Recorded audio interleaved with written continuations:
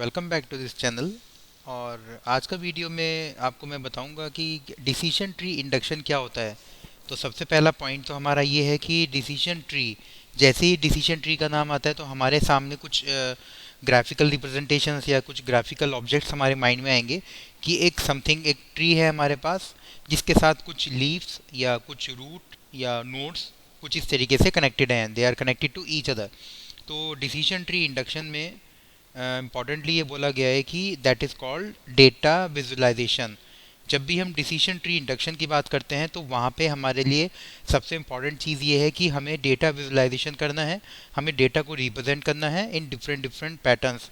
तो हम उसके अकॉर्डिंगली कह सकते हैं कि डेटा को ग्राफिकली या फिर पिक्चराइजेशन के फॉर्म में अगर हम उसको रिप्रेजेंट कर रहे हैं, that is called data visualisation. In terms of other things कि अगर हम डेटा विजुअलाइजेशन को से डेटा को ग्राफिक्स के फॉर्म में हम डिफाइन कर सकते हैं, ग्राफिकली हम उसको डिफाइन कर सकते हैं। तो जब भी डेटा को ग्राफिकली जब रिप्रेजेंट किया जा रहा है, डिफाइन किया जा रहा है, तो वहाँ पे कहीं ना कहीं डिसीजन ट्री का एक एग्जिस्टेंस, डिसीजन ट्री का एक डिस्कशन जरूर आता है, जिसके through we can easily identify the all the objects, और हम इसके अकॉर्डिंगली वी कैन कम्युनिकेट और we can communicate of other things, हम और चीज़ों को भी कम्युनिकेट कर सकते हैं। तो डेटा विजुअलाइजेशन का एक प्रॉफिट और है कि ये एक पिक्चराइजेशन की फॉर्म में आता है, तो जिसके through we can easily understand the things, हम डेटा को आसानी से समझ सकते हैं। तो let's start with this video. तो डिसीजन ट्री इंडक्शन में सबसे इंपॉर्टेंट चीज़ ये है कि डिसीजन ट्री क्या है। Decision tree is a structure that includes root node, branches and leaf node. ये इस डिसीजन ट्री के बारे में बोला गया है। तो मैंने अभी आपको जो बताया वो बेसिकली डेटा विजुअलाइजेशन है, और जो मैं आपको बता रहा हूँ वो है हमारा decision tree induction, that is called decision tree. Basically होता क्या है उसको हम बहुत ही आसान तरीके से समझेंगे। तो सबसे पहले तो विजुअलाइजेशन आपको पता लग गया है कि visualisation means we are defining या we are representing something in terms of graphics. तो उस ग्राफिकली फॉर्म को हम ग्राफिकली हम किसी चीज़ को समझ रहे हैं तो हम उसको डिसीजन ट्री में लेके चले गए। तो जैसे ही ट्री बनेगा तो उस ट्री के अंदर हमारे पास कुछ रूट्स होंगे, कुछ जड़ होंगी। जैसे आपके पास ट्री होता है, ट्री के अंदर एक स्ट्रक्चर बना रहता है ट्री की फॉर्म में, तो कुछ ब्रांचेस हैं अलग अलग। उसके अलावा लीफ नोड्स हैं और रूट नोड्स हैं जहाँ से हमारा डेटा होके निकल रहा है। And each internal node denotes a test on an attributes, each branches denotes the outcomes of a test and each leaf node holds a class label। यानी कि हर नोड का अपना अपना एक क्लास लेवल है। ये आपको भी जब रिप्रेजेंटेशन, ग्राफिकल रिप्रेजेंटेशन के थ्रू मैं बताऊंगा तब आपको आसानी से समझ में आ जाएगा कि इन लाइंस का मीनिंग क्या है। तो बेसिकली इसके अंदर बताया गया है कि डिसीजन ट्री एक तरह का स्ट्रक्चर है जिसके पास कुछ root nodes, branches and leaf nodes हैं, और ये डिनोट करता है कुछ एट्रीब्यूट्स, और उसके अलावा ये एक ऐसा नोड भी रखता है जिसके अंदर क्लास लेवल को रिप्रेजेंट किया जाता है। अब लास्ट पॉइंट ये है कि the most node in the tree is the root node. जो सबसे टॉप पर होगा उसको हम क्या बोलते हैं, रूट नोड, जहाँ से हमारा डेटा होकर निकल रहा है। तो you can see the decision tree for the concept of bye computer. I am just representing graph of buying computer. I am just एक कंप्यूटर में खरीद रहा हूँ, तो उसके टर्म्स में मैं कैसे बता सकता हूँ कि मुझे जो सिस्टम है अपना वो दो कैटेगरी में डिफाइन होगा, that is the young categories and the senior category, senior citizens जिनके लिए होता है।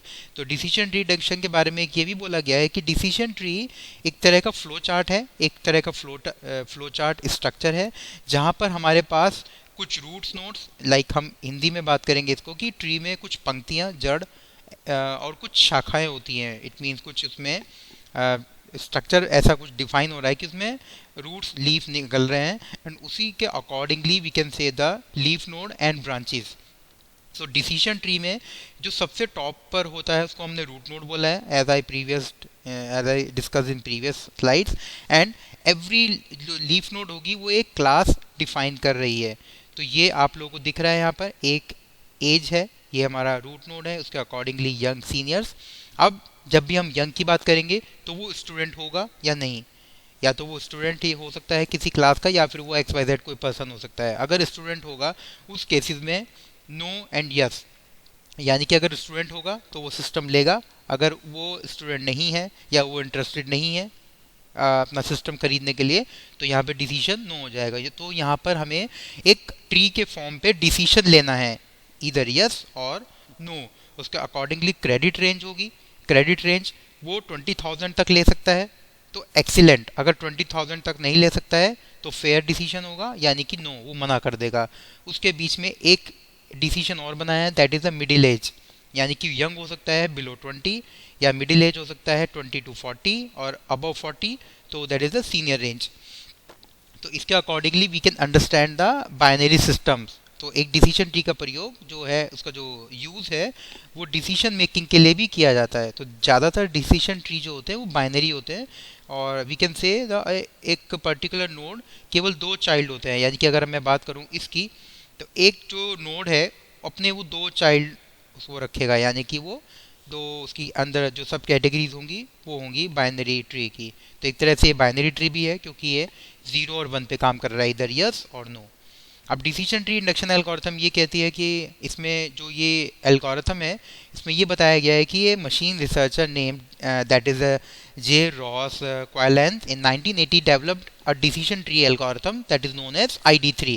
तो 1980 के अराउंड ये एक एल्गोरिथम बनाई गई थी, डिसीजन ट्री एल्गोरिथम, जिसको नाम दिया गया था ID3 एल्गोरिथम्स।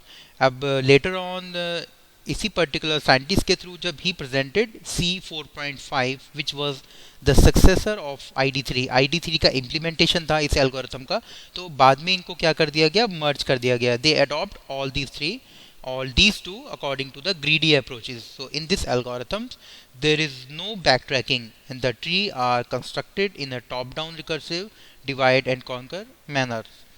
तो डिसीजन ट्री इंडक्शन एल्गोरिथम्स का ये हिस्ट्री, या फिर हम कह सकते हैं कि इसका जो बेसिक अप्रोच है वो क्या है, वो इस स्लाइड के थ्रू आपको पता लग रहा है। And algorithm for decision tree inductions, तो इसमें ये बेसिकली ग्रीडी एल्गोरिथम मैंने आपको जैसे भी इस स्लाइड में बताया, डिवाइड एंड कॉन्कर मैनर। तो greedy algorithm, basically the tree is constructed in a top down recursive divide and conquer manner.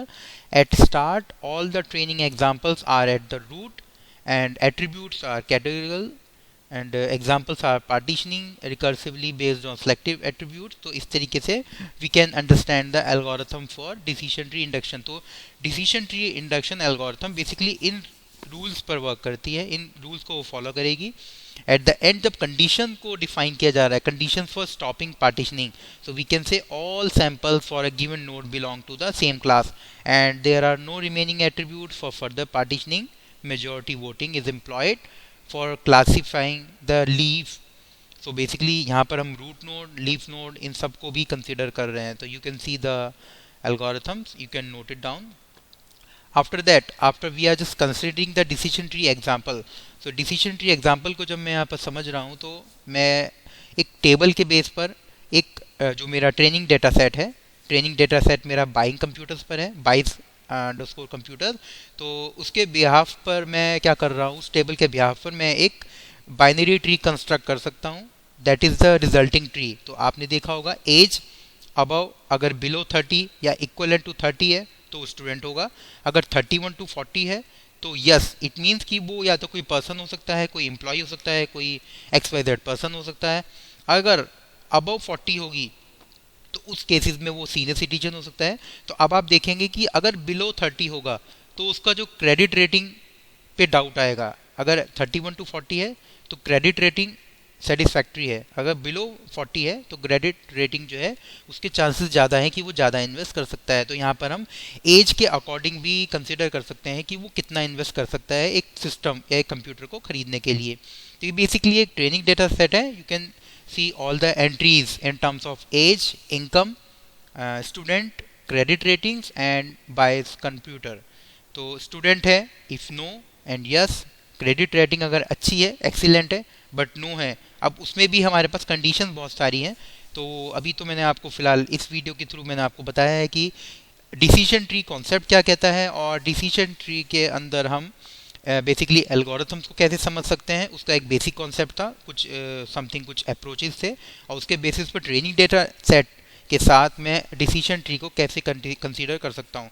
तो मैंने डिसीजन ट्री को बाइनरी ट्री क्यों बोला, ये मैंने इस वीडियो के अंदर बताया कि उसमें बेसिकली 0 और 1 स्टेट होते हैं, डिसीजन लेना पड़ता है at the end root node and leaf node के through. I am just telling you about the binary tree. So I hope आपको ये वीडियो पसंद आया हो। अगर वीडियो पसंद आया हो तो प्लीज़ इसको लाइक करिए, शेयर करिए and subscribe my channel too. So thanks for watching.